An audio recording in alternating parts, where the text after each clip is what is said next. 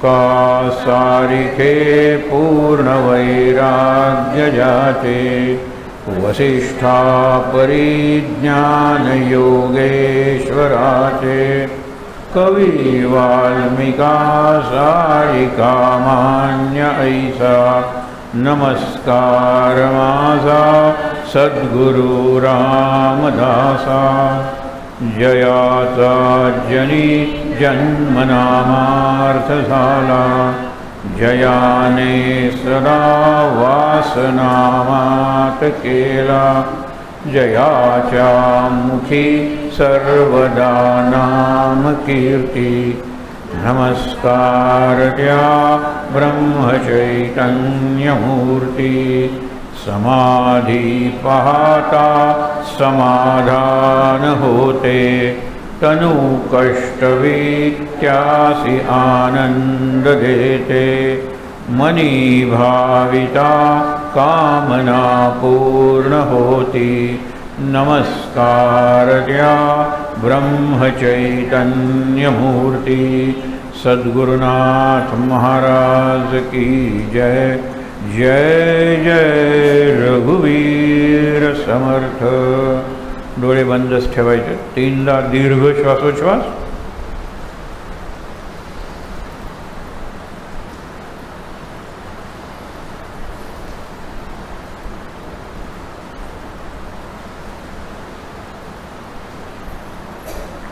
सावकाश डोळे उघडून समोर महाराजांची जी भव्य प्रतिमा आहे, मोठा फोटो आहे, शांतपणे महाराजांचं दर्शन घ्यायचंय आणि श्वास नॉर्मल म्हणजे नेहमीच्या लयीत सुरू ठेवायचा आहे।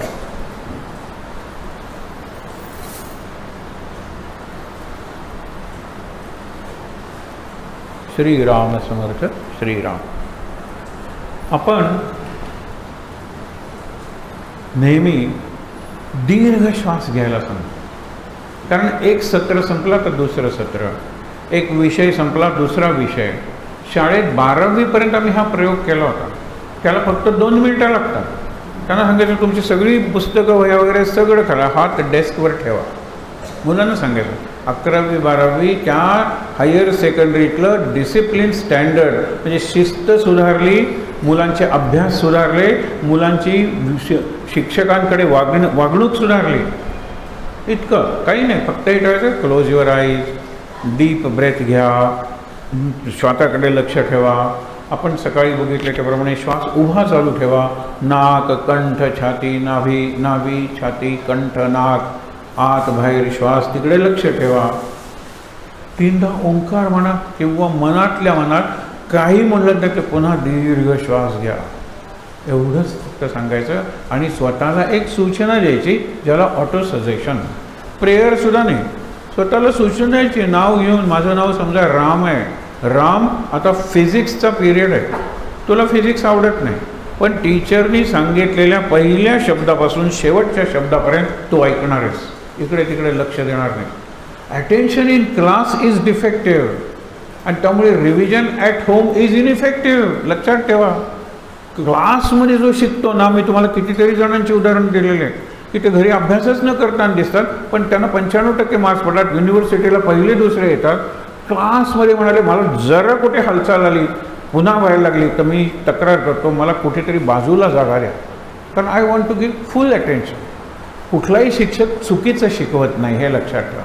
मी जर ते नीट ऐकलं ना तर first learning is the best learning. तिथेच आमचं लक्ष नसतं, तिकडे आम्ही चिठ्ठ्या काय पाठवतो, हे काय करतो, गप्पा काय मारतो, शिक्षकांनी पाठ फिरवली की वाटेल ते करतो, मग शिकणार केव्हा तुम्ही? अरे व्हिजन नसेल तर रिव्हिजन काय असणार आहे? आज vision is in the class, Wien the teacher teaches the topic for the first time, तिकडे आम्ही दुर्लक्ष करतो आणि दुर्लक्ष केल्यानंतर मग काय टीचर म्हणतात जाऊ दे, I have covered the portion, बस covered the portion, what about the whole? Cover the पोर्शनबद्दल एक विनोद मागे वाचला होता, मला तो खूप आवडतो। कव्हरिंग द पोर्शन माहीत आहे, मला फक्त बेरीज वजाबाकीच शिकवायची, दॅट इज माय पोर्शन।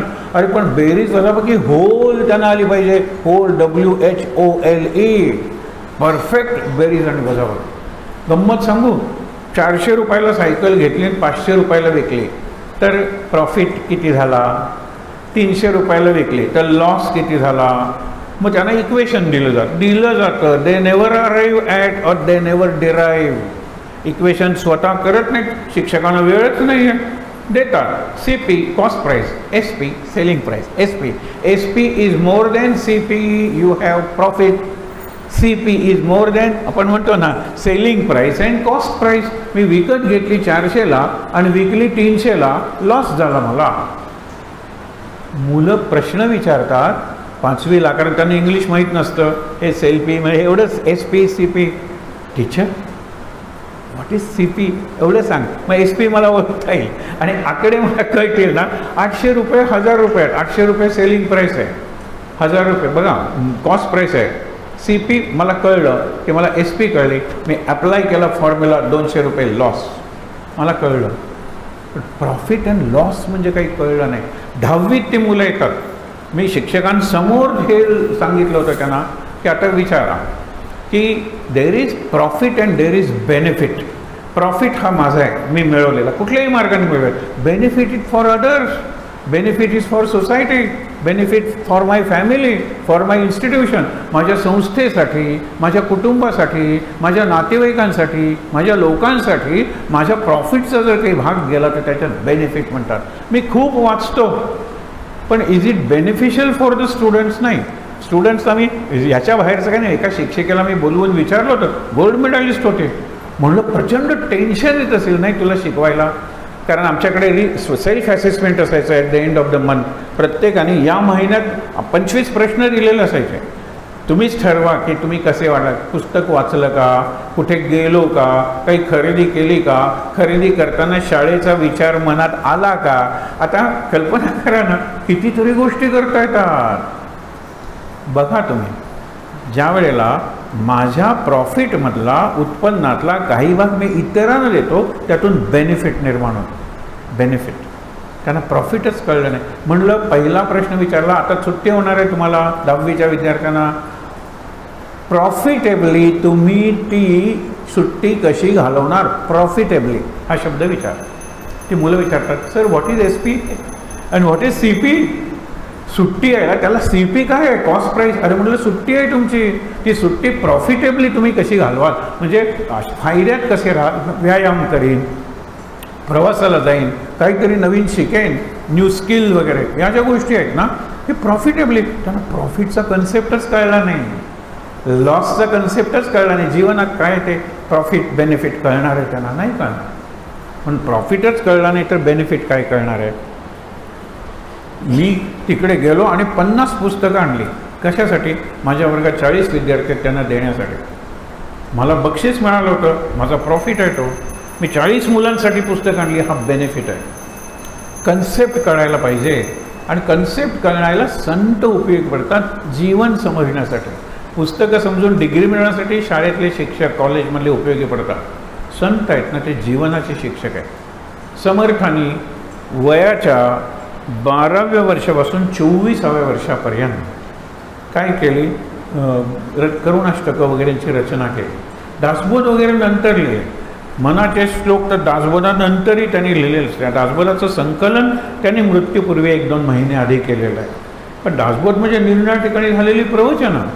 मनाचे श्लोक म्हणजे सांगितलेला तो प्रसंग, त्या प्रसंगासाठी ते मनाचे श्लोक लिहिले गेले. की शिधा पाहिजे ना, श्लोक म्हणायचा, जय जय रघुवीर समर्थ, भिक्षा आणायची. खूप भिक्षा जमली. आजही मनाच्या श्लोकांचं ते सामर्थ्य आहे. आपण भिक्षा फेरी करतो, लक्षात ठेवा, त्यावेळेला भरपूर भिक्षा मिळते. कॉस्मोपॉलिटन आमची सोसायटी होती, परवरीची हाऊसिंग बोर्ड कॉलनी. त्यावेळेला सगळ्या प्रांतातले लोक आलेले होते, काही निग्रो वगैरे ते शिकायला होते. आम्ही म्हटलं की 8 दिवस काढायचे दासनवमीच्या वेळेला आणि शेवटच्या दिवशी सगळ्यांना प्रसाद करायचा. इतकी लोकांनी थांबवलं. काय गोव्यात पद्धत आहे बघा, पालखी येते, ते घरासमोर थांबवतात, आरती वाढली, देवे लावून ठेवले. उद्या आम्ही त्या भागातून जाणार होतो, रांगोळ्या घातल्या, कारण समर्थांची माणसं येणार आहे. हे समर्थांचं सामर्थ्य आहे. मी माध्यम आहे. माझ्यातून जसं नळातून पाणी वाहतं ना, तसं माझ्यातून समर्थांची कृपा वाहते. समर्थांची प्रतिभा म्हणजे त्यांचे श्लोक, त्यांचं वाङ्मय माझ्यातून वाहतं आहे. हे पाहिजे ना. त्यासाठी कुठे ब्लॉक्स अँड बॅरियर्स नको. म्हणजे माझी नळ जर चिखल साठला तर पाणी येत नाही, चिखल काढावा लागतो. माझ्यात काम, क्रोध, मोह, मद, मत्सर, दंभ, अहंकार, अज्ञान, भ्रम, हे किती ब्लॉक्स आहे. तो एक एक काढले पाहिजे. त्यासाठी इथे यायचं, आतून स्वच्छ होण्यासाठी. आणि महाराज म्हणतात, नाही निर्मळ मन तुकाराम सांगून गेले, काय करील साबण. बरोबर ना. आतून स्वच्छता करायची. नामासारखा ब्रश नाही, नामासारखा झाडू नाही, हल्लीच्या भाषेत नामासारखा डिटर्जंट नाही, नामासारखा डिओडरंट नाही. इतके घाण वास आपल्या वासनांना असतात. नाम गेलं की ते डिओडरंट, ते वास जातात, सुगंध यायला लागतो. हा भावनेचा भाग आहे सगळा. मुद्दा काय आहे की समर्थांनी 12व्या वर्षी घर सोडलं आणि ते नाशिकला येऊन राहिले. कल्पना करा त्या काळात आज सुद्धा ज्यावेळेला आम्ही निरनिराळ्या घाटातून येतो की नाही गोव्याला, मग आपण कोण या घाटातून येतो, अंबोलीच्या घाटातून येतो, कोण अनमोड घाटातून येतो, बाजूला बघितलं तर काय गर्द गाडी. इथून समर्थ फिरत होते, समर्थ इथून पायी फिरत होते, रात्री राहत होते. 400 वर्षापूर्वी. आज जे आपल्याला जी दरीत सगळी झाडं दिसतात ती किती गच्च असतील. आजही आपल्याला विषारी वगैरे साप दिसतात, त्यावेळेला किती असतील. एक्सटिंक्ट झालेली जनावरं जी निर्वंश झालेली आहे ती त्यावेळेला असतील.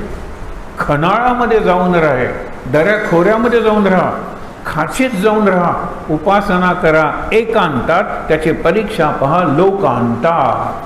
एकांतात चांगलं. अंतेला 2 दिवस येऊन राहिलो, खूप शांत बरं वाटतंय. आता कुटुंबात नको जायला, हा एकांत आहे, तो लोकांत आहे. आणि मग शांती थोडी तरी राहिली पाहिजे. म्हणून आत्ता मी जे वाचणार आहे ते फार सुंदर समर्थांचं अष्टक आहे.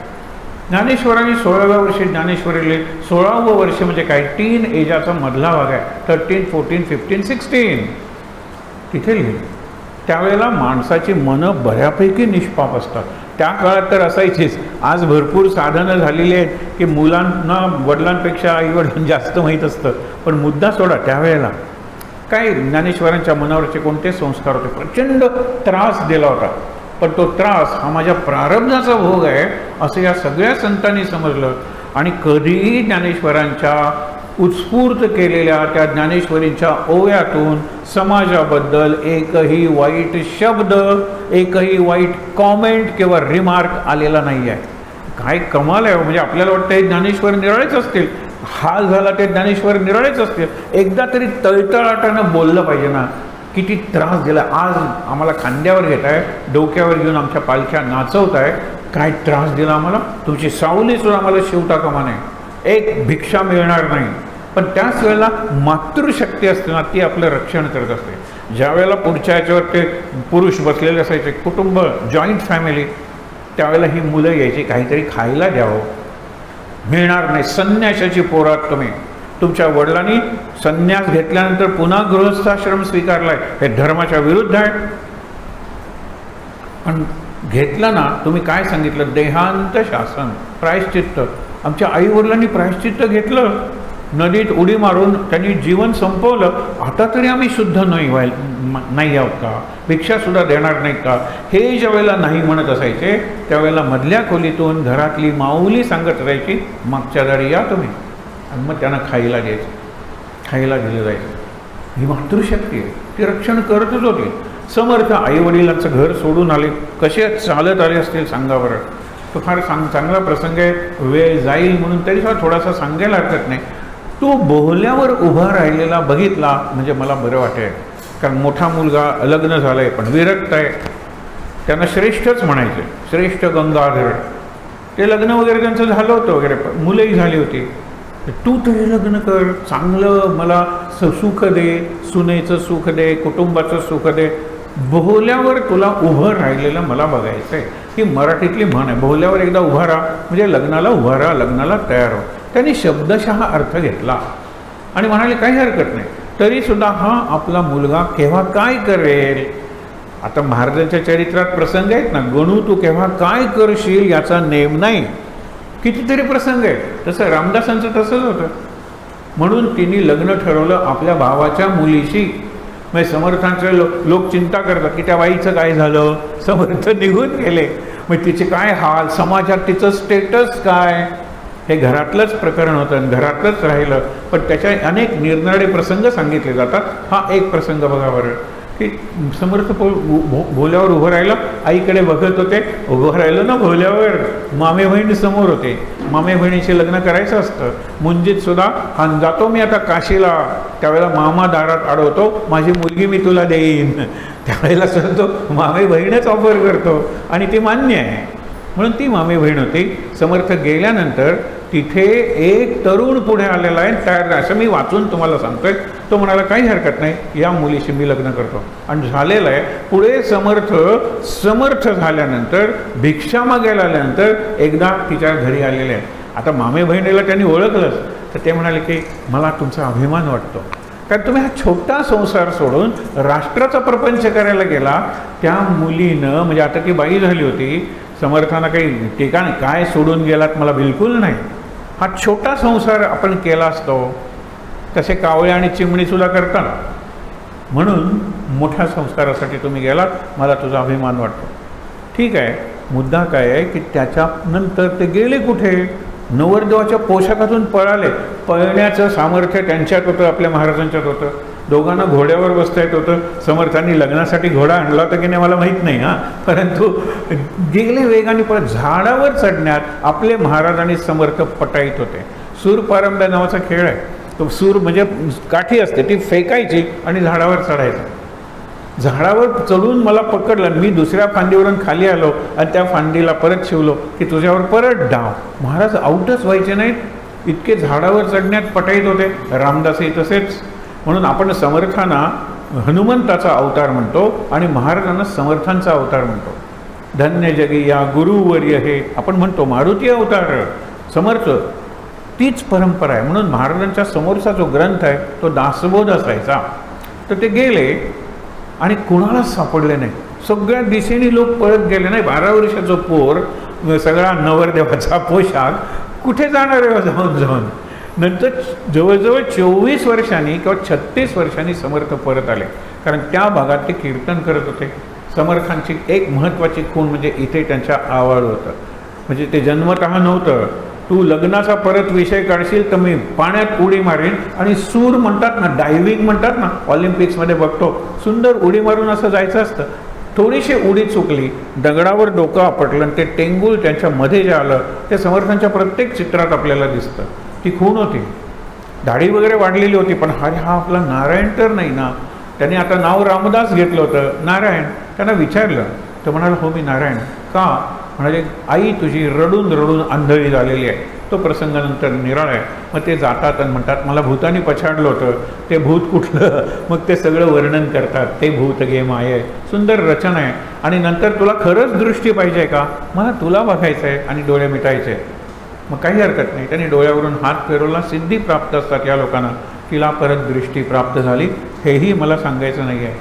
नंतर त्यावेळेला लोकांनी विचारलं अरे आम्ही तुला एवढं शोधलं, तू गेला होतास कुठे, कसा पळून गेलास? त्यानंतर तो भेटलाच नाही, आता आलेला आहे 24 वर्षांनी. तर ते म्हणाले की तुम्ही सगळेजण माझा शोध घेत होतात, हे मी बघत होतो. मी झाडावर चढून बसलो होतो. सगळेजण इकडे तिकडे, कोण असा वर शोध घेणार? नवरदेवाच्या पोशाखात झाड चढून वर गेलाय. मी झाडावरून बघत होतो, तुम्ही शोध करून घरी गेला. मध्यरात्री मी खाली उतरलो. नंतर पहाट होईतोपर्यंत मी त्या नवरदेवाच्या वेशात होतो. कुणी मला बघितलं नव्हतं. नंतर अरे तुला टोपी हवे का? टोपी देऊन टाकली. तुला हे पाहिजे का? सगळी देऊन फक्त लंगोटी घेऊन मी नाशिकच्या रामासमोर उभं राहिलो. आता इथपासून समर्थ आपल्यापेक्षा कसे निराळे होते. हे पळून जाणं वगैरे ठीक आहे, परंतु ते रामाला प्रार्थना करतात. नाशिकचा काळा राम अजूनही आहे की हे रामा, मी माझं फक्त प्राक्तन शब्द वापरलाय त्यांनी, म्हणजे प्रारब्ध घेऊन तुझ्या, I have come with my destiny. आयुष्यात जे घडवायचं ते घडव, आयुष्याला जो आकार द्यायचा आहे ते कर. माझ्याकडून जे कार्य करून दिलं मी फक्त लंगोटी घालून आलेलो आहे. मग तिथेच त्यांना प्रेरणा होते की इथेच राहतो. 12 वर्ष नाशिकमध्ये कुठलं पोर आहे, कोणाचं पोर आहे, गौरव होते ना समर्थ. म्हणून नाशिकपासून जवळ टाकळी गाव आहे, जिथे सुंदर संगम आहे. आता तुम्ही मुद्दामून जा नाशिकला गेलात तर तिथे नंदिनी आणि गोदावरी या नद्यांचा संगम आहे. त्या संगमावर समर्थांनी झोपडीसारखं बांधलं आणि ती 12 वर्ष त्यांनी जी केली उपासना, त्या काळात त्यांनी रचना केली. त्या रचनात बऱ्याचशी करुणा भाकलेली आहे. की रामा तुझवीण रामा मज कंठ वेना. हे आत्ता मी फक्त वाचणार आहे, सोपं आहे. एक दोन अशावर आपण श्लोकावर विचार करू. तुझवीण रामा मज कंठ वेना. ज्ञानेश्वरांनी विराणे ज्या लिहिल्या त्या त्यांनी आपली समाधी घेण्यापूर्वी, विराणी म्हणजे विरहिणी, मला विठ्ठलाचा विरह सहन होत नाही आहे म्हणून दिन तैसी रजनी, दिवसा मी जागा असतो, रात्री मला झोप लागत नाही, चंदनाची चोळी माझे अंग अंग पोळी. आणि शेवटचं तर अप्रतिम आहे, पहिलं तोगे काऊ कोकत आहे, शकून गे माये सांगत आहे. आणि मोठ्या भावाला सांगत होते की मला परवानगी दे, आता ही जी आत माझ्या सिद्धी आहे त्या शरीरात राहू शकत नाही आहेत, स्फोट होऊन शरीराचे तुकडे होतील, त्यापेक्षा मला जिवंतपणे समाधी घेण्याची परवानगी दे. आणि मग त्यांनी बघितली त्यांची अवस्था आणि मग अत्यंत मनाविरुद्ध तुम्ही निवृत्तीनाथांनी समाधी दिली. ती ज्ञानेश्वरांची समाधी वयाच्या 21व्या वर्षी. समर्थांचा हा काळ 12 ते 24 वर्षांचा आहे, असाच काळ आहे. त्यांनी काय फार मोठी रचना या काळात केली नाही, करुणाष्टकांची रचना या काळात केलेली आहे. एखादं 12 वर्षाचं पोर घरापासून आलेलं आहे, ते समर्थांना काय सांगेल, रामाला काय सांगेल, रामा मला सगळे चिडवतात रे, मी पाण्यात उभं राहून गायत्री मंत्राचं पुरस्चरण करत असतो, सकाळी 6ला उभे राहायचे लक्षात ठेवा, आणि 12 वाजेपर्यंत 6 तास गायत्री मंत्र रोज म्हणायचा. 24 लाख झाला की गायत्री मंत्राचं पुरस्चरण झालं. ते करायला त्यांना जवळजवळ 12 वर्ष लागली.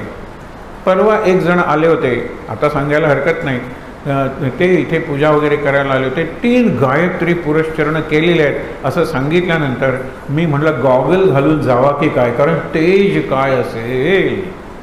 नंतर जाताना नमस्कार करून सांगितलं, क्षमा करा मी म्हणतो ते गायत्री एका मंत्राचं सुद्धा तेज तुमच्यात दिसलं नाही. मला सांगावं असं वाटतं, एरवी मी असं सांगत नाही, पण महाराजांची क्षमा मागून सांगतो, कसली गायत्री, 2-3 महिन्यात गायत्री पुरस्चरण होतं. समर्थ 12-12 6-7 तास असे राहायचे.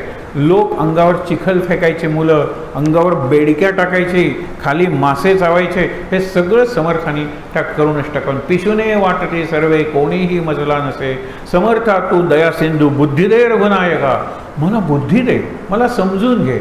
हे पिशुने म्हणजे सगळे परके वाटतात, मला विरोध करतात, मी काय त्यांचं वाईट केलेलं आहे.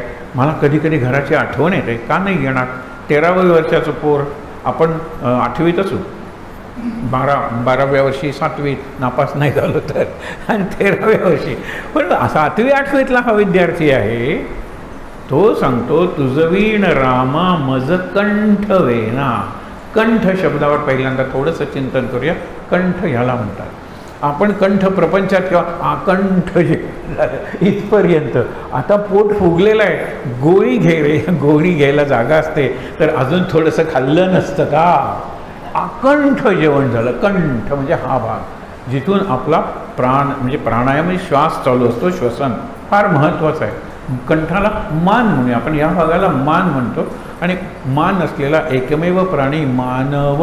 विचार करा तुम्ही, उंटाला वगैरे मान नाही, it is a part of their body. मान हा माझ्या बॉडीचा भाग नाही आहे, कारण खांद्यापर्यंत मी जनावरच आहे. घेऊ पायावर उभं राहिलो की जनावरच आहे, शेपूट आणि शिंग नसलेलं जनावरच आपण. पुढच्या पायाचं रूपांतर हातात झालं म्हणून मी एवढी प्रगती केली वगैरे म्हणतो. वागतो चतुष्पाद म्हणजे 4 पायांच्या प्राण्यासारखा. मागे तुम्हाला सांगितलं होतं की लग्न झाल्यानंतर त्याला चतुर्भुज झालं म्हणतात, कारण आता तुझे 2 हात आणि बायकोचे 2 हात, 4 हात तुला मिळालेला आहे. ब्रह्मचर्याश्रमात आलेल्या अतिथीचं स्वागत तू जसं करत होतास, आता चांगलं कर, त्यांना थांबव, त्यांना जेवायला घाल, कारण आता तुला 4 हात मिळाले, तू चतुर्भुज झालेला आहे. चतुर्भुज म्हणजे देव. देवाला 4 हात आपण दाखवतो, कारण आपल्याला जे जमत नाही ते त्याला जमतं, त्याला जमवायचं असतं. म्हणून 4 हात 6 हात आपण मग वाढवले हातांची संख्या. पण गंमत बघा, चतुर्भुज आणखीन विनोदाने म्हणतात. चतुर्भुज म्हणजे ज्या चोराला पोलिसांनी पकडलेला आहे, पोलिसाचे 2 हात, चोराचे 2 हात, चतुर्भुज. भुज म्हणजे भुजा आपण म्हणतो ते चतुर्भुज. हल्लीचे लोक विचारत नाही पण वागतात, लक्षात ठेवा. चतुर्भुज झालात, आता देवासारखं वाक्य रे. गृहस्थाश्रम हा बाकीच्या 3 आश्रमांचा पाया आहे. त्यांनी सांगितले तापसी, संन्यासी हे जे लोक आहेत ना, दोन प्रहरी आवासी, समर्थांचं वाक्य आहे. तुम्ही बैरागी असा, संन्यासी असा, तापसी असा, दुपारी भूक लागल्यानंतर भुकेसाठी, आणि मग तुम्ही जाता कुठे? ओम भवती भिक्षां देई. संन्यासाच्या घरी काय मिळणार आहे? तुम्ही गृहस्थाच्या घरीच जाणार. ब्रह्मचारी असू दे, गृहस्थाकडेच भिक्षा मागायला जातो. वानप्रस्थ असू दे, जर शेजारी असेल वनात गेल्यानंतर खरं कंदमुळं फळं खायचे, पण ब्रह्मचर्याश्रमापेक्षा गृहस्थाश्रम हा पाया आहे आपल्या जीवनाचा, समाजाचा. म्हणून त्यांनी सांगितलं की गृहस्थाश्रमात तुम्ही उभं राहा, तो स्थापन करा. ध्रुव बाळ, आपल्याला वाटतं 5व्या वर्षी त्याला ध्रुवाला परत पाठवलं.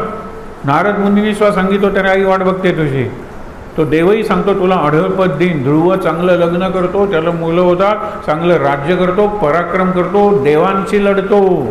कारण उत्तम नाव असते, त्याचा चुलत भाऊ आहे, त्याला मारलेला आहे म्हणून. ज्या उत्तमाला मांडीवर ठेवलं आणि ध्रुवाला ढकलून दिलं, त्या उत्तमाच्या रक्षणासाठी ध्रुवानी मारलं, यक्षांबरोबर युद्ध केलं. शेवटी देवांना थांबवावं लागलं. आणि मग देवानी उपदेश केला, आता संसार खूप झाला, मुलांकडे व्यवस्था करा आणि अढळपद घ्या. आपल्याला गोष्टी तेवढ्याच माहीत असतात, पण पुराणात त्या आणखीन सांगितलेल्या असतात. समर्थांचं हे 12 वर्षातलं जे आयुष्य आहे ना, तुझं विण रामा मज कंठ वेना. हा कंठ किंवा ही मान आहे ना, ती मान आपल्या देहाचा सेतू आहे, सांधा आहे, सांधलं आहे. इथलं डोकं जे आहे ना, ते खरंच कम्प्युटर डोक्याने तयार केलं असेल म्हणून कम्प्युटर वेगवान आहे का? नाही.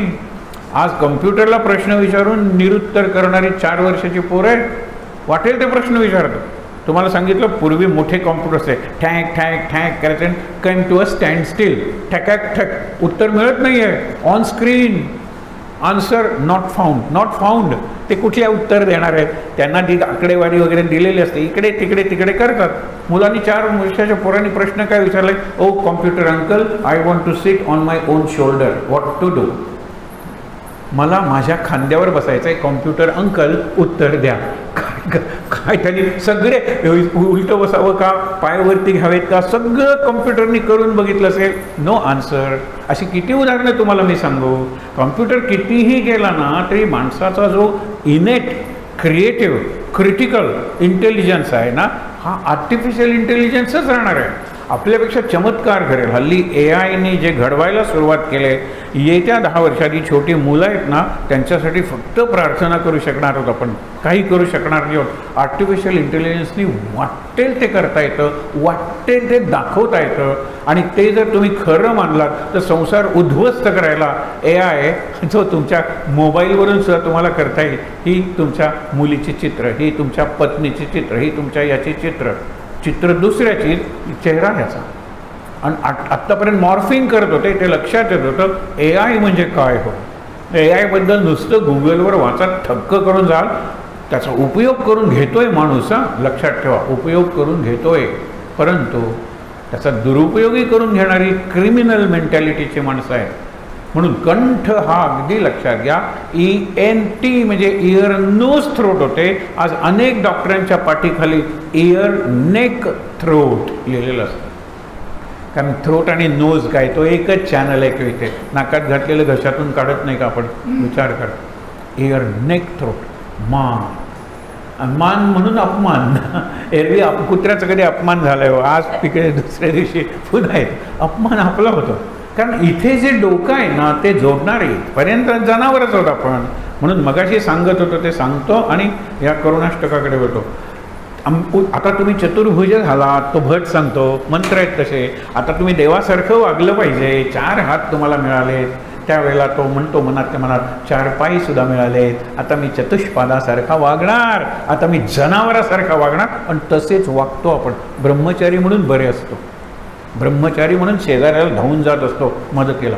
लग्न झाल्यानंतर मी, माझं घर, माझी बायको, माझा नवरा, माझी मुलं, माझा हा एवढा प्रबल होतो. लग्नानंतर घात होतो, त्यातून अहंकार निर्माण होतो, संकुचित वृत्ती होते, सगळ्यांशी नातं तोडलं जातं. हे हल्ली जास्त जाणवतं आहे. आपण दोष त्या मोबाईलला देतो, पण किती झालं तर ते यंत्र आहे हो. कुठेतरी आपण खूप कमी पडतो आहे. आणि कमी पडतोय असं म्हणायचं खरं म्हणजे आपण कमी पडलो आहे. आपली जी पिढी आहे आता, तरी आपली पिढी 40 नंतर या मार्गाला लागलेली आहे.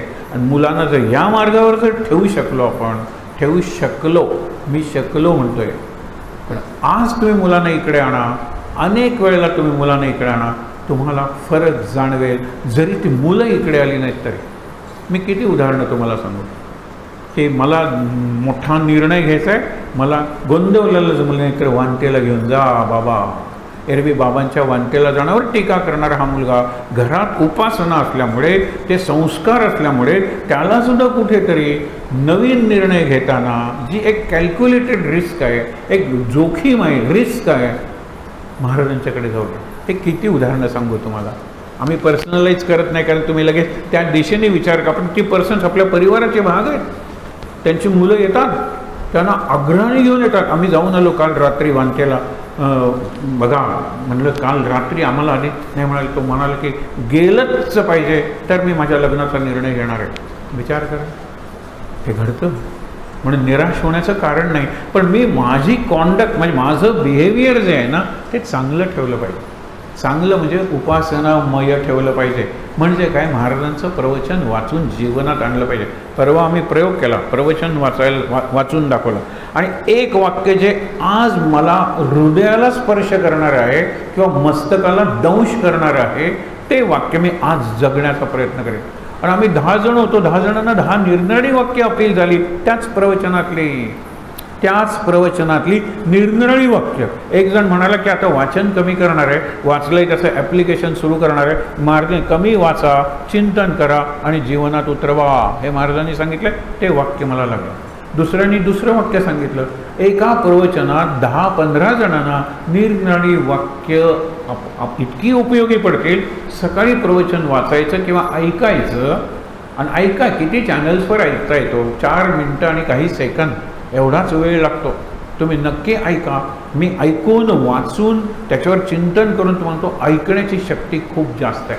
सकाळी उठल्यानंतर ताज्यावर दिवा न लावता कम्प्युटरचं आपल्या मोबाईलचं बटन दाबलं की प्रकाश पडतो आणि ते प्रवचन लावायचं. ते उलटा ठेवा तो मोबाईल, कारण त्याचाही प्रकाश नको. शांतपणे महाराजांची वाणी ही आकाशवाणी आहे. ती वाचणारी मंडळी आपल्याला माहीत नाही आहे, पण म्हणून काय सुंदर ते एक एक वाक्य येतं.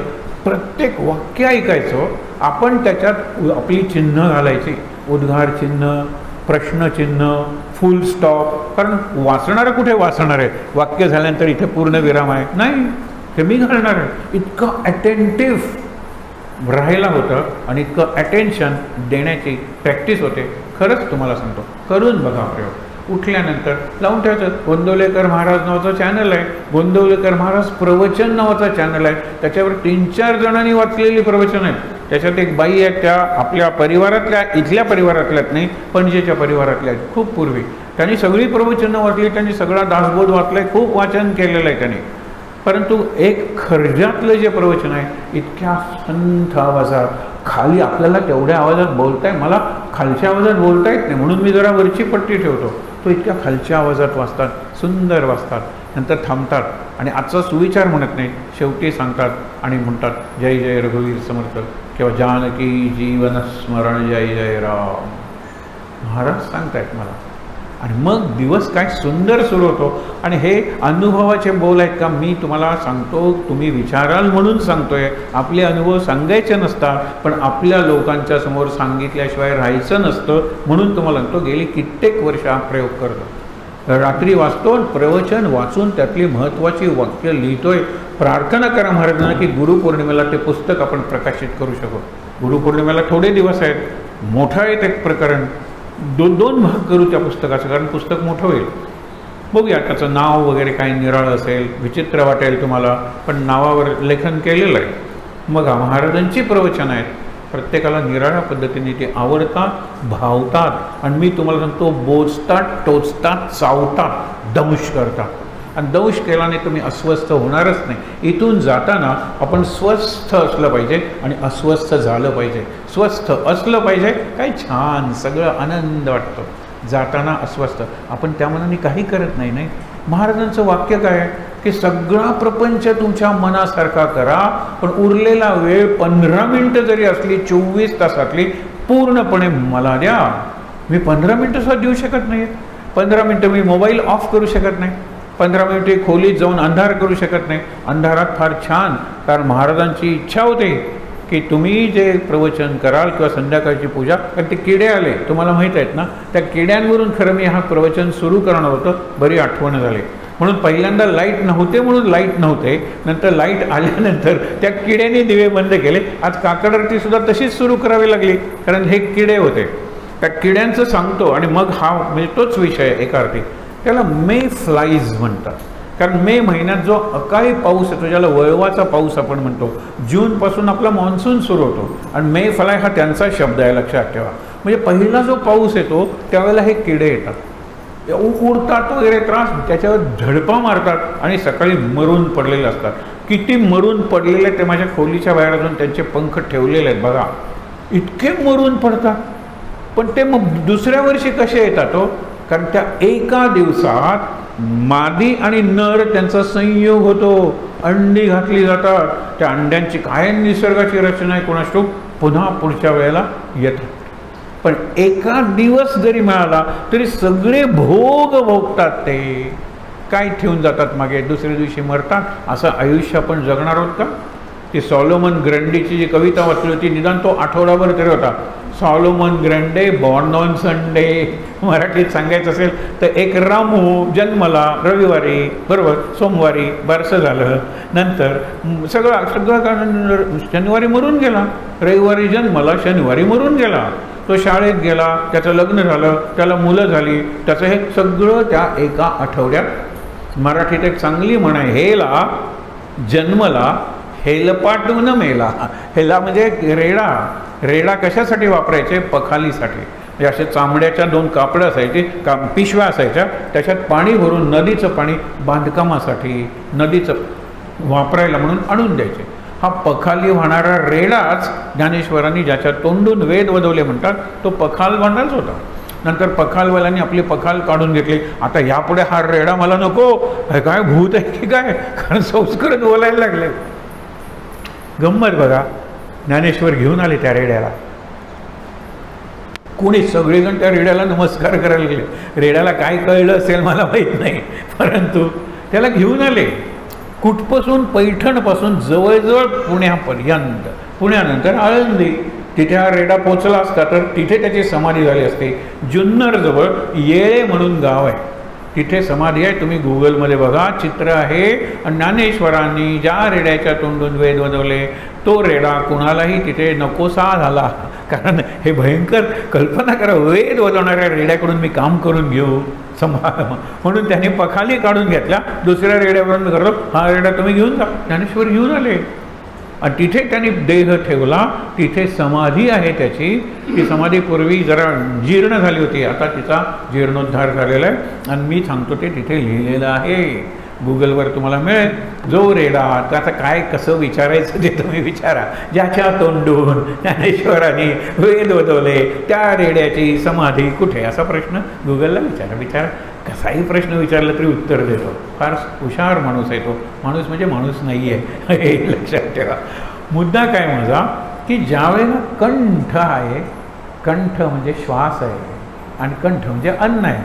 कारण अन्न नलिका आणि श्वास नलिका इथे संपतात. आपण म्हणतो ना, श्वास नलिका विंड पाईप आणि अन्न नलिका फूड पाईप असे येतात. असे हे लंग्सपासून येतात आणि अन्न नलिका जठरापर्यंत असते. जठर म्हणजे स्टमक ज्याला आपण म्हणतो ते स्टमक, आणि नंतर ते जोडलेले असतात तिथपर्यंत. आकंठ जेवण झालं, आकंठ श्वास.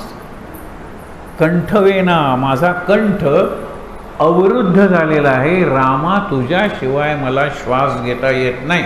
महाराजांचं वाक्य, जिथे नाम तिथे माझा प्राण, म्हणजे श्वास. तुम्ही नाम घ्या, माझा श्वास चालू आहे म्हणजे मी जिवंत आहे. तुम्ही नाम घेऊ नका म्हणजे मी तुमच्यासाठी मेलेलो आहे.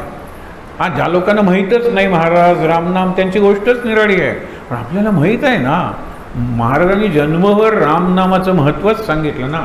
बाबा बेलसरांनी शेवटी एक टेस्टामेंट म्हणून स्वतःचं एक इच्छापत्र, विल नाही म्हणत त्याला, विल नाही, मी जीवनात काय केलं, कसं केलं डेव्हलपमेंट, त्याच्यात एक वाक्य आहे, 16 पानांचं आहे, फार सुंदर ते हे आहे. मी वयाच्या 4थ्या वर्षी नाम घ्यायला सुरुवात केलं ना, आता मी 90वीत प्रवेश केलेला आहे. 86 वर्ष बाबा नाम घेत होते. आता हे तुम्हाला आज माहीत झालं. बाबांचा तिथे फोटो आहे, जाताना नमस्कार, प्रेरणा घेऊन जा. हे संपूर्ण केंद्र त्यांच्या विचारावर आणि विचारसरणीवर चाललेलं आहे. आज एक व्यक्ती आली म्हणाली की इथे अनुग्रहाची व्यवस्था का नाही आहे. म्हटलं नाही आहे म्हणून एवढंच उत्तर आहे. आज्ञाच नाही आहे, प्रेरणा नाही आहे, कारण बाबांनी जे केलं नाही ते करायचं नाही. एवढंच एका रेगेतून एक केंद्र सुरू झालं. इथली उपासना बाबा बेलसरेंची पुस्तकं वाचा, 40 पुस्तकं लिहिली तरी ते दिसतात कसे हे कुणालाही माहीत नव्हतं. आणि हल्ली 16 पानांचं पुस्तक लिहिलं तर पूर्ण पानभर फोटो असतो आणि लेखकाची माहिती असते. आणि माहिती कशी असते, ज्याला बायोडेटाला. एक गमतीदार प्रसंग, आमच्या शेजारी राहत होता, मित्रच होता आमचा, पण त्याला एक पार्टनर आला हॉस्टेलमध्ये राहायला. त्यांनी लिहिलं MSc आणि नाव लिहिलं. आता ह्याला म्हटलं, आम्ही 11वीला होतो, म्हणजे हल्लीची फर्स्ट इयर. SSc लिहू का, लाज वाटेल. हे त्यांनी 2 दारं त्याच्यात आपलं नाव लिहिलं MSc. यांनी इकडे नाव लिहिलेलं होतं, काय लिहू. पण तो पोरग इरसाल होतं, त्याने लिहिलं 1ली, 2री, 3री, 4थी, 5वी, 9वी SSc. एवढं लिहायचं, त्यांनी MSc पुसून टाकलं. हे सांगायला पाहिजे का. कल्पना करा, हा बायोडेटा आहे का माझा. मी 10वी पास झालो म्हणजे 9वीपर्यंत नाही ना. विचार करायला पाहिजे. हे असली कसली माहिती देता, जी माहिती तुमची नाही आहे ना ती आपण बायोडेटात देतो, किंवा हल्ली CV म्हणतात, करिक्युलर व्हायटे नाही आहे. समर्थांनी तू कोण आहेस विचारनंतर पहिलं जे नाही म्हणून सांगितलं ना ते आपण हल्ली आज आपण आहे म्हणून सांगतो. इंट्रोडक्शन करून देताना हे इकडचे आहेत, हे तिकडे शिकलेत, हे इकडे शिकलेत, हे इकडे काम केलं, हे हा परिचय करून दिला जातो. शंकराचार्य वय वर्ष 9, 90 वर्षाचे त्यांचे गुरु गोविंदपाद आणि त्यांचे सगळे शिष्य 80-70 वयाचे. तू कोण आहेस. तो दारात उभे आहेत, ते गुहेच्या दारात उभे आहेत. तू कोण आहेस परिचय करून दे. त्यावेळेला पहिल्यांदा तो मी मन, बुद्धी, चित्त, अहंकार नाही. मी शब्द, स्पर्श, रूप, रस, गंध यांची इंद्रिय नाही. मला नाक नाही, मला डोळे नाहीत, मला कान नाही, मला आई नाही, मला वडील नाहीत, म्हणून मला जन्म नाही. जन्म नाही म्हणून मला जात नाही, कुठलीही जात नाही, मला जन्मच नाही. जन्म नाही म्हणून मला मरण नाही आहे. मी आहे कोण. चिदानंद रूप शिवोहम शिवोहम. हा स्वतःचा परिचय करून दिला. आपला परिचय तोच आहे. हो, आपण सगळेजण सच्चिदानंद आहोत. आपण विसरलेलो आहोत ती ओळख. ती ओळख पुन्हा स्वतःची करून घेण्यासाठी हे फक्त वाचूया. म्हणून आकंठ जेवण हा प्रपंच झाला. एक गोष्ट सांगतो तुम्हाला, म्हणजे कंठ या शब्दाचा अर्थ कळेल. राणी मरते आणि तिने आपल्या मुलीच्या हातात एक कंठा दिला आणि सांगितलं की हा आपला राज्याचा चालत आलेला कंठा माझ्या गळ्यातला मी तुझ्या गळ्यात घालते, नीट सांभाळ. काही तुला सांभाळ कर, पण हा कंठा सांभाळ, कारण नंतर तुझ्या मुलीला तो तुला द्यावा लागेल. तुझ्या मुलीला द्यावा. ही जाऊन सांभाळते. एक दिवस ती आपल्या सखींबरोबर आंघोळीला जाते नदीच्या काठी. कंठा कोणाला तरी मैत्रिणीला देते, हा कंठा जपून ठेव. तिला कुठेतरी जायचं असेल, तिने कंठा ठेवला. मग तो कावळ्याने उचलला का कुठे कंठा मिळेना. राजकन्या म्हणाली कंठा मिळेल तोपर्यंत मी जेवणार नाही. राजा म्हणाला कंठा मिळेल तोपर्यंत मी जेवणार नाही. प्रजेनी कोणीही जेवायचं नाही, सगळेजण कंठा शोधा. मग ते सापाची वगैरे बिळं शोधायला लागले. सापाने नेला असेल तर घरट्यात जाऊन बघायला लागले. सगळीकडे शोध. मुलं भुकेने कळवळली. हे शेजारी गुरु त्याचा आश्रमात राहत होता राजाचा, तो आला आणि म्हणतो राजा हे सगळेजण काय शोधताय आणि मुलांना भूक लागलेली आहे वगैरे. नाही नाही म्हणाला, कोणीही जेवायचं नाही, कंठा सापडे तो पर्यंत. ते म्हणाले अरे मी प्रत्येकाला विचारलं, अरे तू काय करतोयस. मी कंठा शोधतोय. तू काय करतोयस. मी कंठा शोधतोय. मी कंठा शोधतोय. प्रत्येकाच्या कंठात जर कंठा आहे तर तो कंठा बाहेरचा शोधायला कशाला पाहिजे. नाम हे कंठी राहायला पाहिजे. आपण हल्ली काय करतो, कंठा घालतो, त्याच्यात ते मेडल असतं. आणि हल्ली तर काय असे इकडे असतात, एक दुजे केली आहे चित्र असतात. आज ते बदाम असतात, बदामाचं लॉकेट असतं, लॉकेट वेगळं, ह्याचं चित्र त्याचं चित्र. हे कसले कंठे हो. गळ्यातला ताईत, गळ्यावरचा ताईत, आतलं नाम आणि बाहेरचं नाम गोंधळून घेतला संपूर्णपणे हनुमान. आणि बरगड्या दिसत आहेत. हनुमंताला काय वाटलं ते सांगा बरं. हनुमान किंवा हनुमान घेतल्याने एवढं पोट सुटलेलं आहे. हनुमान लाथ मारेल त्याला, खरंच सांगतो. गोंदवून घेणं. टॅटूइंग म्हणजे हनुमंताची पूजा आहे का? नाही. मेडल नाही. पदक ज्याला म्हणतात, नुसतं लिहिलं घरावर हनुमान प्रसन्न, नाही हनुमान प्रसन्न होणार. आत हनुमान पाहिजे. हनुमान म्हणजे जर श्वास असेल तर श्वासाश्वासाला रामाचं स्मरण हे हनुमंताचं पूजन. हनुमंताची पूजा तिकडे तेल वगैरे घालून वगैरे असे नका करू. करायचं असेल तर करा, पण तर हनुमंताची खरी पूजा रामनाम आहे. रामनाम अखंड घेतो त्याच्यावर हनुमंताची कृपा असते. आणि हनुमंताची कृपा म्हणजे शनीची 7.5 सुद्धा बाधत नाही. आणि बाधली तर देहाला बाधेल. मनाला कशाला, बुद्धीला कशाला बाधायला पाहिजे? हा महाराजांनी फार पूर्वी दिलेला विचार आहे. बुद्धापासून चालत आलेला विचार आहे. शरीर हे क्षणिकम क्षणिकम, अनित्यम अनित्यम, दुःखम दुःखम. शरीर टिकणारं नाही आहे. आतलं मन, विशेषतः आतला सगळ्यातला आत्मा टिकणार आहे. तिकडे लक्ष द्या. म्हणून डोळे मिटायचे असतात, आत बघायचं असतं, आत उतरायचं असतं. त्यासाठी कॉम्प्युटरमध्ये उतरणारा तुम्हाला पासवर्ड लागतो ना, तो पासवर्ड आपला श्रीराम जय राम जय जय राम आहे.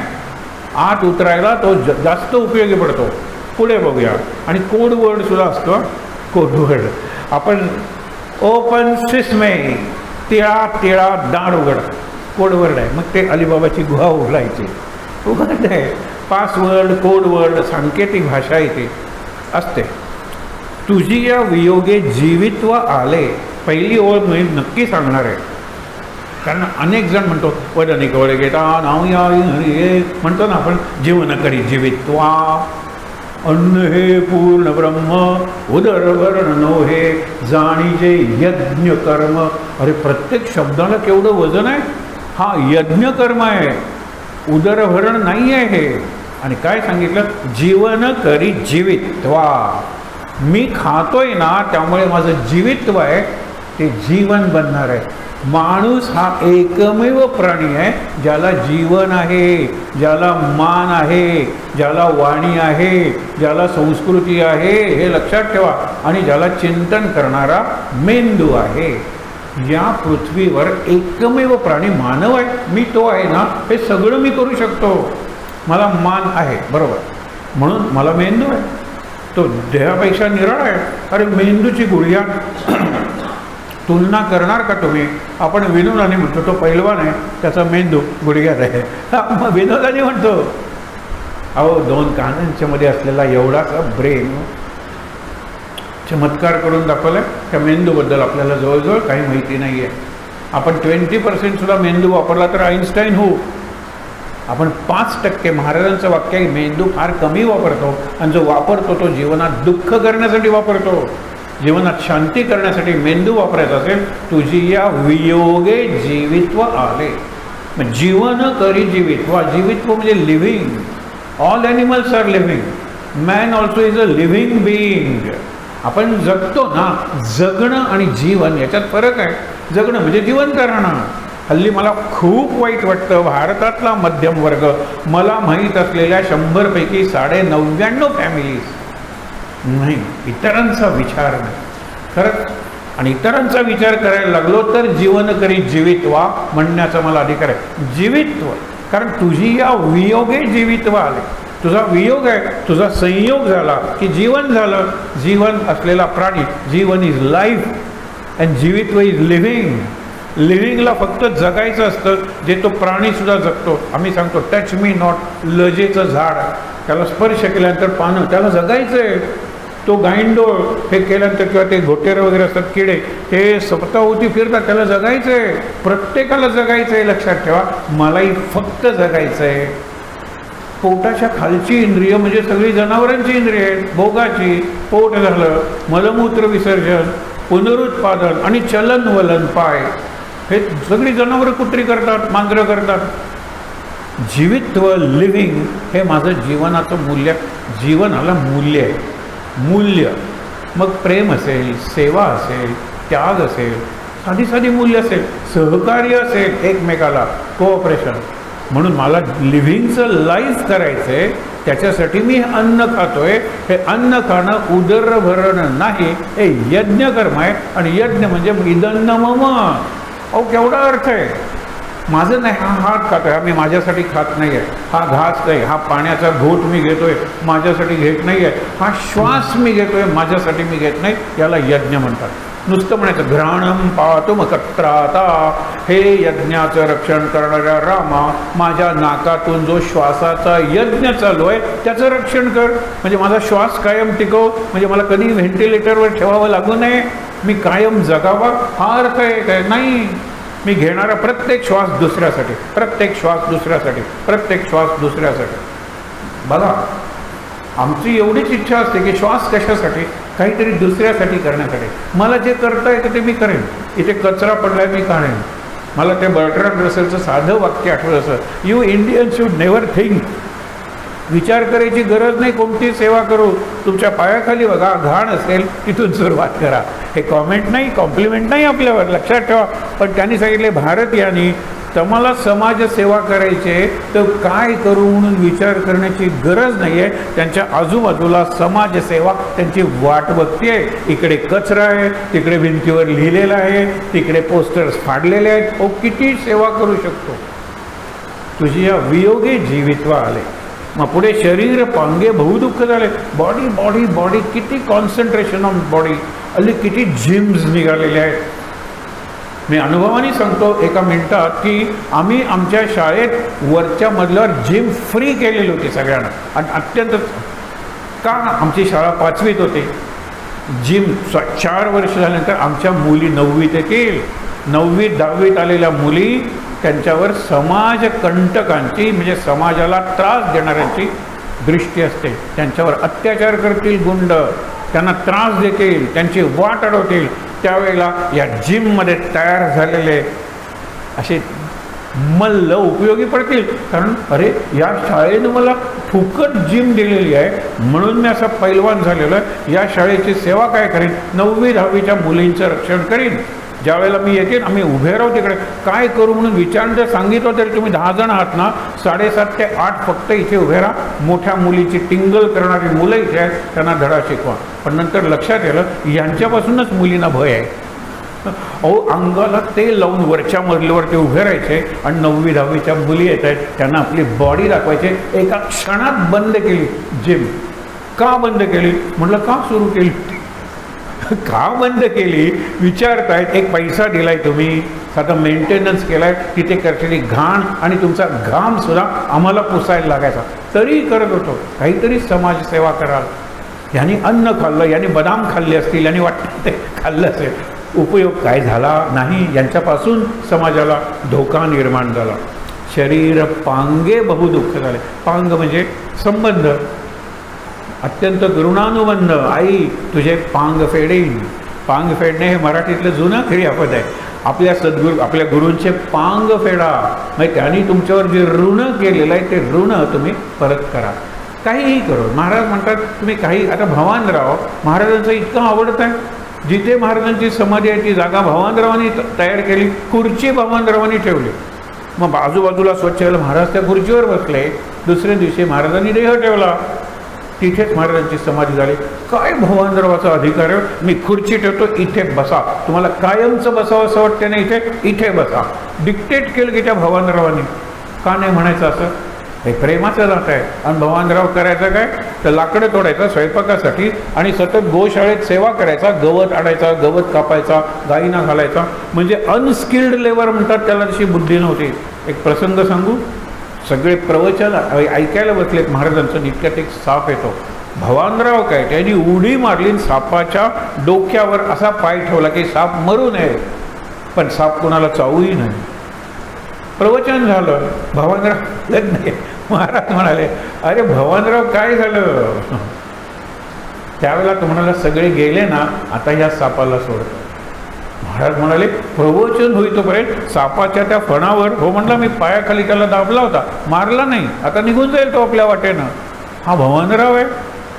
ज्यावेळेला तो त्या भूताच्या बंगल्यात गेला, गंगेच्या काठी असलेल्या वाड्यात मध्यरात्री तो येतो, एक संबंध त्याच्या छातीवर बसतो. म्हणला मला तुला बुक्की मारायची आहे, एक ठोसा द्यायचा आहे, दे, पण महाराजांना विचारून दे. कोण महाराज? तो विचारतो. काय सांगू, इतक्यात त्या जिन्यावरून खडावांचा आवाज येतो, खट खट खट खट, आणि महाराज भगवे कपडे घालून तिथे येतात. त्यावेळेला तो भयाने पळतो आणि गंगेत कोणीतरी पडल्याचा आवाज येतो. महाराज म्हणाले त्याला मुक्ती मिळाली, कारण गंगा स्नान झालं. महाराजांनी केलं काय, भवानरावला, आणि भवानरावला म्हणाले अरे इथे रात्री जर तो येतोय तर कशाला इकडे झोपतोस, इतकी दुसरीकडे घर आहे, माझी काशीर ओळख आहे, मी तुला दुसरीकडे राहायला देतो. महाराज तो जरी आला तरी तुम्हीही येता ना, मग मी ही जागा का सोडू, ही भक्ती आहे, मी भिवू कशाला. भय आणि महाराज एकत्र राहत नाही. भय वाटते मनी नाही हो, आणि निर्भय नाही, अभय व्हायला पाहिजे. निर्भय म्हणजे निर्गत भय, भय गेलं पण परत भीती आली दुसऱ्या रात्री, बरोबर, गेलेली परत येते. म्हणून अभय म्हणजे भयाचा स्पर्शच होत नाही. मल, निर्मल आणि अमल. अमला भक्ती दे मला, काय सुंदर वाक्य की अवीट पद पद्माची अमला म्हणजे कधी मळणारच नाही अशी भक्ती दे मला.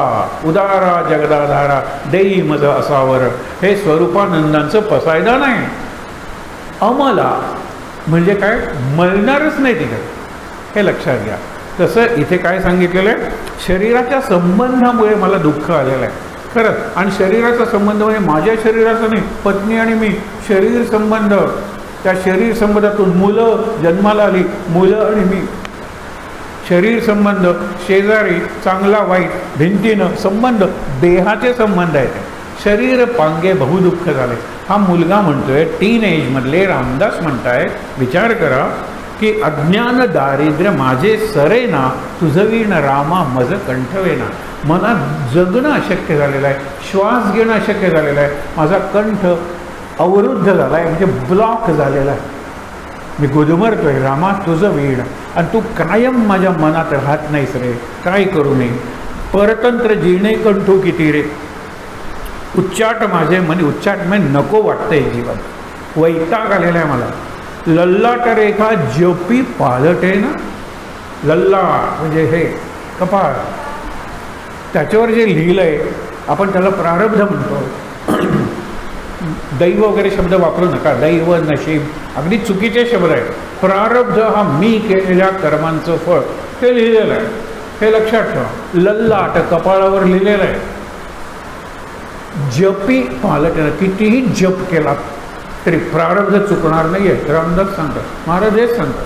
प्रारब्ध चुकणार नाही, पण असून नसल्यासारखं काय, दुःख होणार आहे तुला, पण मी तुला आनंदात ठेवेल, मी तुला आनंदात ठेवायला तयार आहे, मला शरण ये. किती दुःख झालं, कुठलाही रोग येऊ दे, केवढंही संकट येऊ दे, मी तुला आनंदात ठेवेल, तेवढं माझ्या हातात आहे.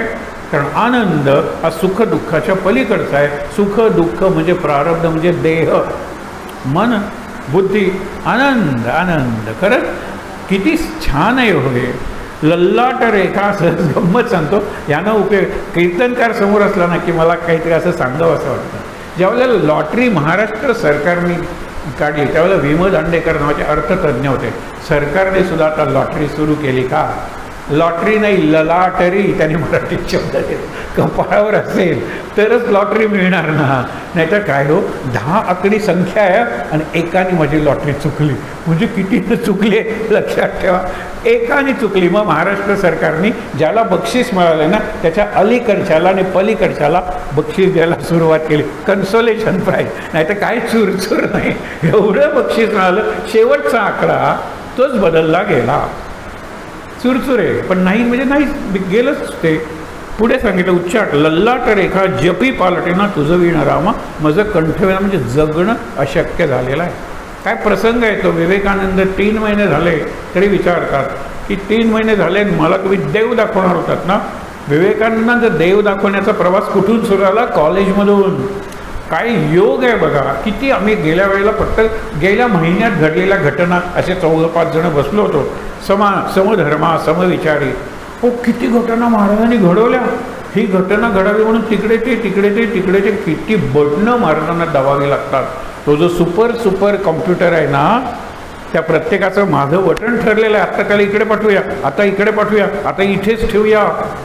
काय तो कलाकार आहे लक्षात ठेवा, तो कलाकार आहे, तो सायंटिस्ट आहे, तो विणकर आहे. विणकराचे हात कधी दिसत नाहीत पण धागा धागा अखंड विणूया. घेतला श्वास उभा धागा, सोडला श्वास आडवा धागा, जीवनाचं वस्त्र विणलं जात आहे. विचार करूया. पुढे त्यांनी काय सांगितलं, हा मी तुम्हाला सांगत होतो, लल्लाट रेखा जपी पालटे ना, कितीतरी घटना घडतात आणि मग आपल्याला कळतं अरे हे घडावं म्हणून महाराजांनी ते घडवलं आहे. ते घडवलं त्यावेळेला आम्ही काय महाराजांना दोष दिले होते. अक्षरशः जुलै 1986ला ज्या वेळेला पूल पडला त्यावेळेला सकाळची वेळ होती. बरेच जण जात होते त्यावेळेला, स्कूल बसेस नव्हत्या पण ट्रॅक्स होत्या. त्या ट्रॅक्समधून 10-12 मुलं जात होती. एका ट्रॅक्समध्ये माझी मुलगी होती. ती म्हणाली ट्रॅक्स बंद पडली म्हणून आम्ही त्याला शिव्या दिल्या आणि त्याची ट्रॅक्स 1-2 मिनटं बंद पडली म्हणून आमची ट्रॅक्स पाण्यात पडली नाही. आमच्या समोरच्या एक लक्षात ठेवा. नंतर ती वाचली मंडळी फार, तरी काही जण वाहूनही गेलं, कळलं नाही आपल्याला का आम्हाला उशीर झाला. काहीतरी करायचं होतं. मागे जाऊन जर विचार केला तर केवढी कृपा आहे त्या सद्गुरूंची आपल्यावर. पुढे वाचूया. जडली उपाधी अभिमान साधी, विवेक नाही बहुसाल बाधी. विवेक नाही आहे म्हणून मला प्रत्येक गोष्टीचा त्रास होतो. विवेक इज विजडम. नॉलेज म्हणजे ज्ञान, ज्याला विचार म्हणतो, आणि अज्ञान म्हणजे अविचार. निदान विचाराच्या पातळीवर तरी जगा ना. समर्थाने उदाहरण दिलेलं आहे, पानावर अळी या दिवसात दिसते, कीड म्हणतो आपण त्याला. ती पानावरून कधी पडत नाही, कारण ते पान खाल्ल्यानंतर वरती असे 2 पाय करून बघा, मुद्दामून बघा, आणि ते पाय हवेत असेल तर इथे पान संपले म्हणून ती परत वळते, परत पान खायला सुरुवात करते. प्रत्येक वेळा ती अशी बघते आणि संपूर्ण पान खाल्ल्यानंतर देठावरून दुसऱ्या पानावर जाते. समर्थ म्हणाले इतका मी फिरलो, मी रानात फिरलो, पण एकदाही ती अळी खाली पडली आहे असं मी बघितलं नाही. कोळी इतक्या वेगाने आपल्या जाळ्यात फिरतो, इतर कीटक अडकतात, पण कोळी खाली पडला आहे असं मी बघितलं नाही. ते विचार करून चालतात. मग आपण माणसाने विचार करून का नाही चालायचं असा समर्थांचा प्रश्न आहे.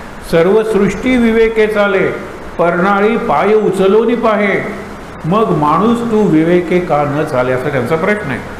पुढे विश्रांती देही अणुमात्र नाही. हे आपल्याला वाटतं थकलोय अगदी. विश्रांती, एकाने मला सांगितलं की आता काही नाही, आता विश्रांती मागणे प्रभू. ते आपण रोज सायम उपासनेत म्हणतो ना, ते कडवं त्याने ऐकवलं की आता रामा मला विश्रांती दे. खूप श्रमलोय, खूप दमलोय, भागलोय, जीवनात व्याप उपद्व्याप भरपूर केले, आता थकलोय. विश्रांती माय देही अणुमात्र नाही, कुळाभिमाने पडिलो प्रवाही. हे कुळ म्हणजे जात वगैरे सोडाच, मी माणूस आहे. मग हे करतो ते करतो ते करतो, अरे माणूस आहेस ना, शांत बस ना, स्वस्थ हो ना, मौन पाळ ना, लोकांना टाळ ना, 4 गोष्टी सांभाळा. गोष्टी सांगेन युक्तीच्या 4. गीतेत अशा 4 गोष्टी अनेक श्लोकात सांगितलेल्या आहेत. एक श्लोक युक्त म्हणजे ज्युस्ट आपण ज्याला म्हणतो ना, आवश्यक तेवढी झोप, आवश्यक तेवढं बोलणं, आवश्यक तेवढं खाणं आणि आवश्यक तेवढं लोकात मिसळणं. हे लोकात मिसळणं म्हणजे मोबाईल हल्लीचा. मोबाईल म्हणजे मी लोकातच कॉन्टॅक्ट सगळा लोकांच्यात असतो घेऊ. किती किती मग त्यांनी ते करायचं. परवा एक जण म्हणले की मी तुम्हाला त्यांना जोडून देते. म्हटलं माझा काही मी व्हॉट्सॲप नाही, त्याची गरज नाही. म्हणाली इतका ॲडव्हान्स मलाही माहीत नाही. 3-4 त्यांनी जोडलं, मी 3-4 बोलत होतो एकदम. ती मंडळी आता येतील इकडे. काही नाही, तिने म्हटलं हा सिम्पल कॉल माझा चालू ठेवा, मी त्यांना जोडते आणि आपण 4 जण बोला. तुम्ही त्यांना शंका आहेत काही? म्हटलं काही नाही, तुम्ही या 5 दिवस, 5 म्हणजे आषाढी एकादशी ते येतील ती मंडळी. हे लक्षात ठेवा. मुद्दा काय आहे माझा की स्वामी वियोगे फळही गमेना. हे जमतं का मला? महाराजांचा वियोग म्हणजे महाराजांचं विस्मरण. आणि पूर्वी आपण कितीदा बघितलं, विस्मरण म्हणजे मरण, स्मरण म्हणजे जीवन. महाराजांचं स्मरण आहे, मी जिवंत आहे. महाराज म्हणतात तुम्ही रामाचं स्मरण ठेवा, मी जिवंत आहे. सांभाळावी खूण, जेथे नाम तेथे माझे प्राण. हे शेवटचं वाक्य आहे ना महाराजांचं आयुष्यातलं. मग का नाही हेच म्हणतायत की स्वामी तुझा विसर पडतो रे, आणि विस्मरण हे मरण आहे, लक्षात ठेवा. पुढे सांगितलेलं आहे विषयी जनाने मज सुदृढ झाली देहबुद्धी देही, वैराग्य काही होणार नाही. काय वय होतं समर्थांचं, तरी देहबुद्धी. हे खावंसं वाटतं, तिकडे जावंसं वाटतं, सकाळी जरा झोपावंसं वाटतं, ही देहबुद्धी. सुदृढ झालेली आहे. समर्थानं कुठली देहबुद्धी होती? लंगोटे घालून अरण्यात फिरणारे ते, रानात राहणारे ते, कुठली देहबुद्धी असे? देहाच्या विरुद्ध वाघ. मनात देहाला काय मन मनाच्या विरुद्ध वाघ. झोपावं असं वाटतं, उठ. बघा ना, रविवारी आता आज संध्याकाळी इथून गेला, झोपावं असं वाटतं, उठा, एक माळ तरी जप करा, मग झोपा. चांगलं खावं असं वाटतं, आज नको खायला, पुढच्या रविवारी बघूया, बघा. किंवा आत्ता नको खायला, संध्याकाळी खाऊया. आत्ता नको. Delay, deferred and deny. Delay करा. आम्ही प्रयोग करून सांगतोय तुम्हाला. पूर्वी पत्र यायचं, पत्रात काय आहे बघायला नाही, पत्र तिकडे ठेवा, शाळेला जाऊया, दुपारी वगैरे शांतपणे जेवण करून पत्र वाचूया. आणि त्याच्यात काही महत्त्वाचं असलं म्हणजे घरातल्या मुली विचारायच्या, महत्त्वाचं? अरे महाराजांना कळत नाही का ते नुसतं पत्र? अरे लिहिण्याला सुद्धा त्यांनीच प्रेरणा दिलेली आहे. आणि मग पंखा लावल्यानंतर महाराजांच्या पायाशी ठेवलेलं पत्र आमच्या पायाशी येऊन पडायचं. महाराज म्हणायचे उघडून वाच. आणि महत्त्वाचं पत्र असायचं, त्याप्रमाणे केलं. आयुष्यात कधी नुकसान नाही झालं. पण मला जे आत्ता करा असं वाटतं ते मी आत्ता करणार नाही. I will delay, I will differ म्हणजे पोस्टपोन, आय विल डिनाय. नाही वर्तमानपत्र वाचणार, नाही बघणार टी व्ही, नाही बघणार हा चॅनल. नाही बघणं हे महत्त्वाचं आहे. तू शिवी दिलीस, मी नाही देणार शिवी. तू मला मारलंस, मी नाही मारणार. ह्याच्यातलं हे तत्व आहे. तू इथे मारलंस ना, मी दुसरा गाल पुढे करतो. हे कसलं भ्याडाचं तत्वज्ञान करून दाखवा तुम्ही. मुलाला जरी मारलं ना एखाद्याने माणसानं, तो हात उचलतो आणि नंतर म्हणतो तुला क्षमा केली, कारण तो 6 फूट उंच आहे माणूस, पण त्याला सुद्धा हात उचलतो पोराचा. गाल दुसरा पुढे करणं इज नॉट अ जोक. ते गांधीजींचं वाक्य नाही, ते येशूचं वाक्य आहे की एकाने एका गालावर स्लॅप मारल्यावर जो दुसरा गाल पुढे करतो, ग्रेट म्हणलेलं आहे त्याला. आपला लगेच अपमान होतो. जाऊ दे. म्हणून अपूर्ण कामी मन हे विटेना, हे वाक्य मी अनेकदा सांगतो. निरूपणी हे सद्वृत्ती होते. आता आपल्याला बऱ्याच जणांना पटले, आता नामच घ्यायचा. निरूपणी प्रवचनात निरूपणी हे सद्वृत्ती होते. स्थल त्याग होता. इथून त्या मंडपातून अन्नपूर्णा, अन्नपूर्णातून जेवण, जेवणातून पार्किंगची गाडी. निरूपणी हे सद्वृत्ती होते. स्थलक त्याग होता. सवेची जाते स्थलक त्याग. म्हणून इथे थांबायचं. सकाळी सुद्धा सांगितलं होतं ना, आपण ध्यान केल्यानंतर ज्यांना ध्यानात राहायचं आहे त्यांनी डोळे उघडायची गरज नाही आहे. ज्यांना गुंफेत थांबायचे ते गुंफेत थांबू शकतात. आणि आम्ही मुलांना सांगतो, अरे बाबा रे, अर्धा तास अभ्यास करायचा आहे, 25 मिनटं अभ्यास कर आणि 5 मिनटं नुसता बस, काही करू नको. मग खेळायला जा, मग टी व्ही बघ. कन्सॉलिडेशन होतच नाही आहे. रिएन्फोर्समेंट, कालपासून 3दा शब्द मी हे वापरलेले आहेत, होतच नाही आहे. कारण थांबायचं, बंद केलं, एक टी व्ही लावलं, एक बघ मॅचचं काय झालेलं आहे, आपण लगेच करतो. हे समूहात असताना कधी कधी करावं लागतं, पण घरी असताना कशाला करायचं. अभ्यास केल्यानंतर काही वेळ थांबा. आम्ही म्हणतो महाराजांकडे नुसतं बघत राहतो. काय सुंदर दिसतात महाराज. महाराजांचं सौंदर्य निराळं आहे. आपल्या डोळ्याच्या पातळीवर जर महाराजांचा एखादा फोटो ठेवला, महाराजांच्या फक्त डोळ्यात बघा तुम्ही, 2 मिनटं बघा, मग ती 2 मिनटाची 20 मिनटं कशी होतील अनुभवावरून सांगतं. बघतच राहावं असं वाटतं. खरंच महाराजांचे डोळ्यात आपल्याकडे काही असे मोठे फोटो आहेत, महाराजांचा फक्त असलेले एवढे मोठे महाराजांचे डोळे आहेत. बघा महाराज. आणि डोळ्यातून निर्माण झालेलं, सुरू झालेलं हास्य महाराजांच्या ओठावर, महाराजांच्या चेहऱ्यावर, आणि ते आपल्या चेहऱ्याकडे कसं येतं आपल्याला कळत नाही. This is transmission, it is not transfer. Transfer करायला हातात द्यावं लागतं, सूत्र दुसऱ्याच्या हातात. ट्रान्समिशन आहे. आणि शेवटी आपण हे वाचूया, आम्हा अनाथा तू एकदाता. आम्ही अनाथ आहे, तूच एकदाता आहे. म्हणून संसार व्यथा चुकवी समर्था. संसारातली व्यथा आहे ती चुकवी. समर्थाने हे आपल्यासाठी लिहिलेलं आहे. अर्थात हे केव्हा लिहिलं आहे उल्लेख नाही, पण करुणाष्टकी बरीचशी त्यांनी 12 ते 24 या वर्षात लिहिलेली आहे. दासा मनी आठव विसरेना. असं कर, तुझं स्मरणाचं विस्मरण होऊ नको म्हणून स्मरणीय आहे. माळेचं काय काम आहे हो? खूप वाचण्यासारखं आहे. त्याच्यात थांबूया. माळेचं काय काम आहे? माळ काय जप करते मोजायला. पूर्वी तुम्ही इकडे तिकडे आपण काय चणे ठेवायचो 10, आणि एक चणा एक माळ झाल्याचं केवढं डिस्ट्रॅक्शन होतं. म्हणून माळेला मिशा केल्या. हे गोंदवल्याचं इन्व्हेन्शन आहे. गोंदवल्याची 2 इन्व्हेन्शन मला आठवतात. एक मणी आहे, दुसरा मणी. तो काचेचा किंवा प्लास्टिकचा, त्याच्यामुळे म्हणून घ्यायला सोपं होतं. आणि खाली 10 मण्यांची त्याला मिशी, पूर्वी 2 असायच्या मिशा असतात ना गोगल गाईला वगैरे, मग एक मणी डोळे उघडताच सरकवायचा, मग 2 झाले, मी 20 माळा झाल्या. हे कशाला दुसरीकडे मन किती झाल्या माळा, किती झाल्या माळा, किती माळ उरली आहे बघण्यासाठी दिसते माळ, म्हणून ती गोमुखी आहे. गोमुखी म्हणजे किती माळ उरली अशी काढून बघू नका, अजून किती उरली आहे, अजून किती उरली आहे असं वाटतं, म्हणून ती गोमुखी. ती पिशवी आहे, लोक पिशवीत माळ ठेवतात आणि करतात. प्रत्येक गोष्टीला काही ना काहीतरी अर्थ आहे. तर आपण एवढाच विचार करूया की विस्मरण नको. विस्मरण म्हणजे मरण आहे आणि स्मरण म्हणजे जीवन आहे. आणि महाराज म्हणतात मला तुम्ही जिवंत ठेवता हो, नाम घेता. तुम्ही नाम घ्या, जेथे नाम तेथे माझे प्राण, नाम घ्या मला जिवंत ठेवा, नाम घ्या मला जिवंत ठेवा. म्हणजे सांगतात ना की तुमचा संपूर्ण योगक्षेमम वहाम्यहम, नाम घ्या, कधी तुम्हाला कमी पडू देणार नाही, जास्त देणार नाही, पण उपाशी मरणार नाही किंवा उघड्यावर राहणार नाही. काय काय सेवा करतील महाराज तुमची, म्हणून ते म्हणाले मी माझं नाव तुमची सेवा करून घेण्यासाठी माझ्याकडे येता. दीनदास नाव ठेवलेलं आहे. समर्थ दास म्हणे, समर्थही दासच होते, रामाचे होते, पण त्याच्या सगळ्या रचनात शेवटी दास म्हणे मी तुमचा दास आहे. मला जो बोध झाला तो मी तुम्हाला सांगितला, त्यातून दासबोध झाला, पण तुम्ही उदास आहात, याला मी काय करू. इतकं सांगितलं तरी सुद्धा ठीक आहे, चांगलं आहे, आवडलं नाही, अंमलात आले. खरंच आपण एक 13 माळा जप करायला काय हरकत आहे. 13 माळा म्हणजे किती लागतात.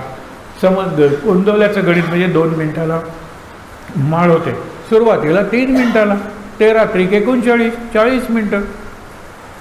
40 मिनटं बरं, एकाच वेळेला धावणं सकाळी करूया 6, संध्याकाळी 7 करूया. खरं म्हणजे लंच ब्रेकसुद्धा जप करणारी माणसं आहेत. टाईम जप, माळ नाही घेत त्या हातात, कारण माळ ही स्मरणी आहे. स्मरणी म्हणजे 108 मण्यांची माळ, स्मरणिका म्हणजे इथे घालतात त्या मण्यांची माळ, आणि अंगुलिका म्हणजे इथे घालतात त्या मण्यांची माळ. ही सगळी इन्व्हेन्शन्स आहे, त्याचा खूप फायदा होतो.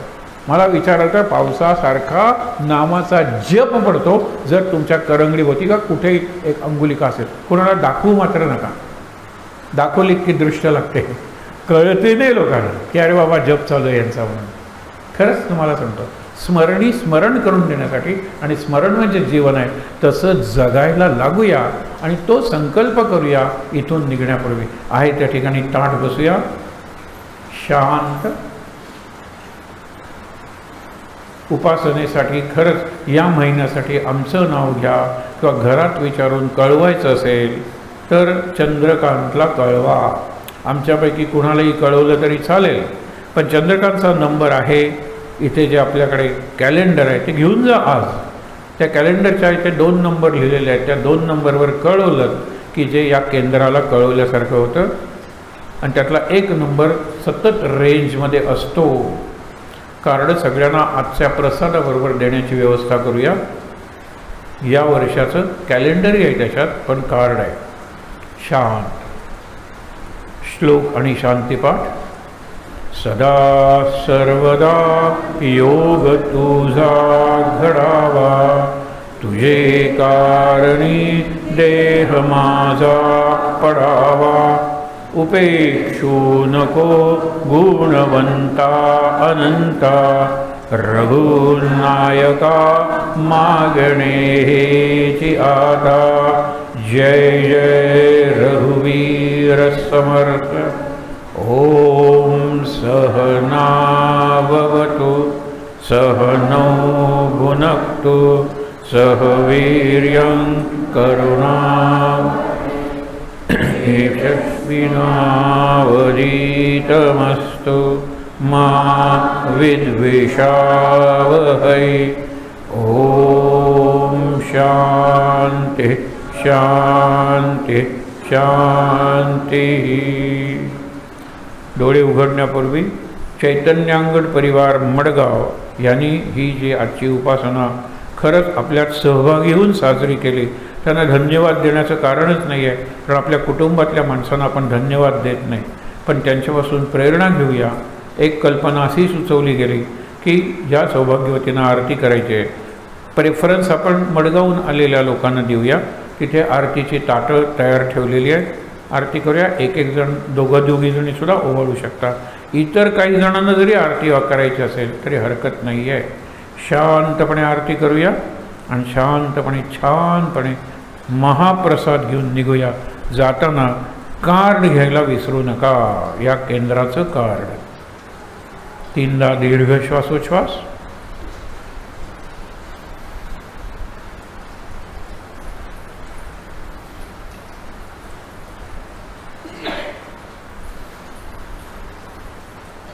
हातावर हात चोळूया. ते हात चेहऱ्यावर डोळ्यांवर चोळूया. अगदी सावकाश डोळे उघडूया. महाराजांचं दर्शन घेऊया आणि इथे जमलेल्या सर्व साधकांना भक्तांना नमस्कार करूया. शांत आनंद महाराज महाराज महाराज. सर्वांना नमस्कार महाराज.